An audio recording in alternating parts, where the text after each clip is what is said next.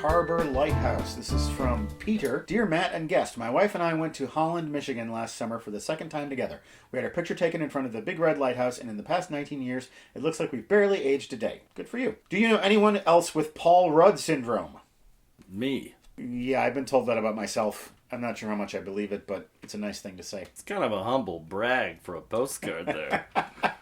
Hey, Matt, love the show. I never age, and neither does my wife. Do you know anyone else like us? I mean, I believe it. Maybe the trick is going to Holland, Michigan. I've seen Peter in real life. He's a very youthful-looking fellow. Well, I believe it. Matt Berkey. Seen it, the Super Mario Brothers movies, 1993 or 2023. I've never played a Super Mario video game.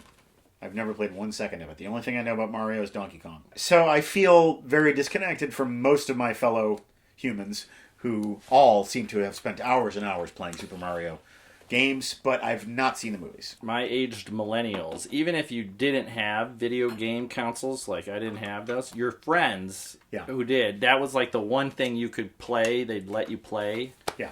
Ooh, fun. Riker. Here is a card from Sean Henry. Hey, it's Jonathan Frakes. Enjoying some bubbly, it looks like. A much delayed Christmas card, postal strike. Oh, there's a postal strike in Canada. Oh, man. But irresistible given your story of your close encounter of the Frakes kind. So a belated Merry Christmas to you and all the best for the coming new year. Here's to another great year in the basement, Sean and Sarah. Better late than never. Merry Christmas. I got you a present. Okay. It's called Orgel Probe, a quiz of organ trivia. I think you told me about this. It's very difficult. All right, we'll just try out one question here. Who wrote an organ sonata in D minor for 4 hands? Oh, this is organs that you play, the instrument. Yes. I thought it was internal organs. No. Do you have a guess? Bach. George Muffet. Sure, of course. You know the Muffet. The ubiquitous George Muffet. Anyway, hours of entertainment. It's exceedingly difficult.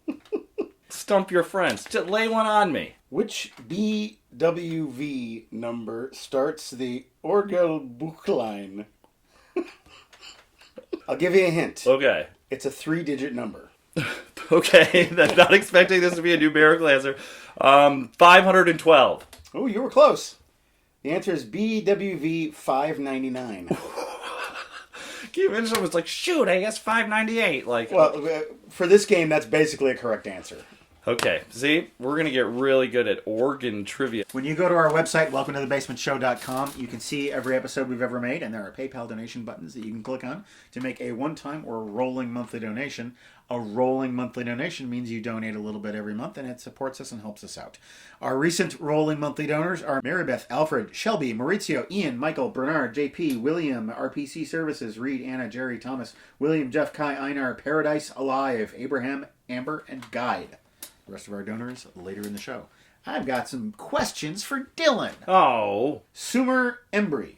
What is Dylan's favorite movie treat in a theater? I love goobers. Popcorn and an icy. A red icy. I would eat that popcorn until I'm literally sick. What about candy? Any candy favorites? No candy. I stick with the icy. One of my favorite movie candies is a relative of goobers, I believe, and it's Raisinets. A lot of people hate raisins. I don't know why. I could eat Raisinets all day long. I do like Raisinets, but I don't have them very often. Dan Wormsbacher. Okay. What's the scariest movie you've ever seen? Oh, this is so lame, but I don't watch a lot of horror movies. Like The Ring? A lot of people say that The Ring scary really movie. Freaked them out. The scariest movie I ever saw was the Texas Chainsaw Massacre on television. Ooh. The TV edit. I don't know. I think they messed up and showed the uncut version because that thing messed me up I couldn't sleep for a long time. Jared Deems, what movie do you think should be required to watch in school? Maybe like Maltese Falcon or I don't know. I think especially in a schooling setting, you're like, black and white movies, I'm a kid. Then you're like, holy, a whole world opens up to you. You know? I think a lot of kids are prejudiced against black and white movies, and they're doing themselves a disservice. Any movie that you feel like would be an important message for youngsters? All the President's Men, maybe? Yeah, maybe. Yeah, I would almost feel like a documentary should be the thing that would be better. Harlan County, USA. That one's okay. I had the thin blue line. Oh my god, some of the artistry in that movie is so freaking cool. Jess Schucknicht. What would be a good overall theme for a mini golf course? What about, hey, politics. They have just like a big Trump going. The wonders of the world, perhaps. Not just the seven ancient wonders of the world, but modern natural wonders like the Old Faithful and the White Cliffs of Dover and things like that. Yeah, it would be cool. If you had unlimited budget, you could make that super cool. How about this? Brutalist architecture, but for real. Yeah. Not just like one guy and a rich guy. That was another thing about The Brutalist, is that I thought it was a biopic of a real person. So did I! I would have liked that movie better if it was like, who invented brutalism? Right. It's not like that at all. No. Sabrina Ventrella, favorite comedy of all time. It's not my favorite comedy of all time, but I'll tell you, it held up pretty well as Billy Madison. And it's because I think it was required watching when I was a 12-year-old boy. But it held up pretty good. Have you seen that movie? I've seen it. Quit looking at me, Swan! It's Sloane. My mistake. Look at this typeface. The Love God begins in court. Very Brian De Palma-esque, this opening.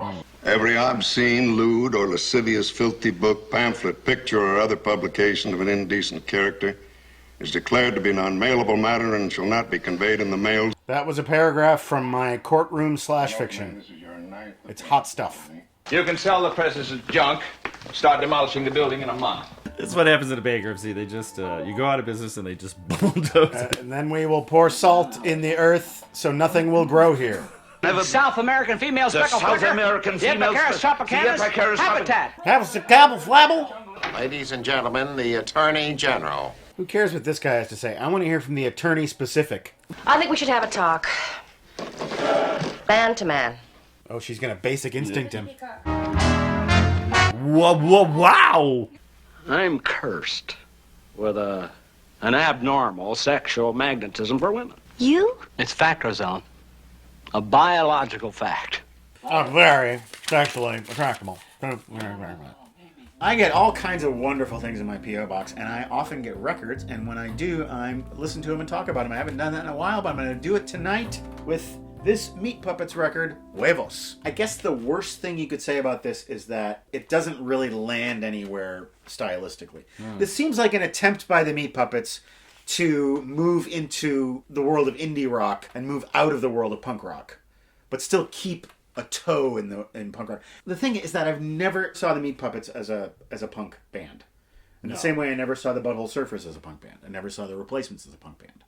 Because they always seem to be looking for the next thing. And that's a shame about genres like punk and about hardcore and industrial, is that it's a sin to change. Yes. It's a sin to grow. And so these genres kind of become these dead languages just because they're so stubborn about their content. It's like the folk scene in the 60s. Bob Dylan. Yeah. Why Dylan had to break out of that. You sold out. Because he's not going to sing, If I Had a Hammer and Michael rowed the boat ashore for the next 40 years. Nope. This was the follow-up, I believe, to their 85 album, which was Up on the Sun, which I'm a big fan of. And it's sort of an extension of that, moving into more kind of accessible indie rock pop music. Why is it called Huevos? Because of the eggs on the cover, Dylan. It's a cool cover. But Why else would it be called that, you silly goose? we'd like to thank our donors again for their rolling contributions. Andrea, Robert, Eric, Benjamin, Catherine, Abigail, Nathan, Jason, Kieran, Dave, Laura, Michael, James, Chris, Rebecca, Damien, Brett, and Martin. Okay, we have one package to open. Let's do so. It's unopened. It's from Jeffrey in St. Joseph's, Missouri. It feels like a garment. What? Ooh, it's a wig. It's a colonial man wig. That's so great. Why? Jeffrey, you've made my day. Several years ago, someone was sending us just random costume pieces. I wonder if that was Jeffrey. This looks like a good one. He's got a little ponytail and a ribbon and everything. Yeah, you look very judicial. I'd say it's more Martha than George. Why was I sent this wig? I freaking love it. Say something revolutionary. A house divided against itself cannot stand. You fit in. You'd be perfect. Let me sign that Declaration of Independence.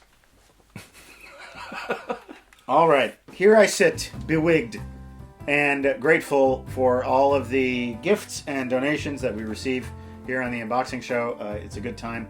I'm grateful for my co-host Dylan, who spent some time here in my still chilly basement. I'm grateful to all of you for watching, and I will see you again soon. You cannot tell a lie. That's why. I cannot tell a lie, no. No.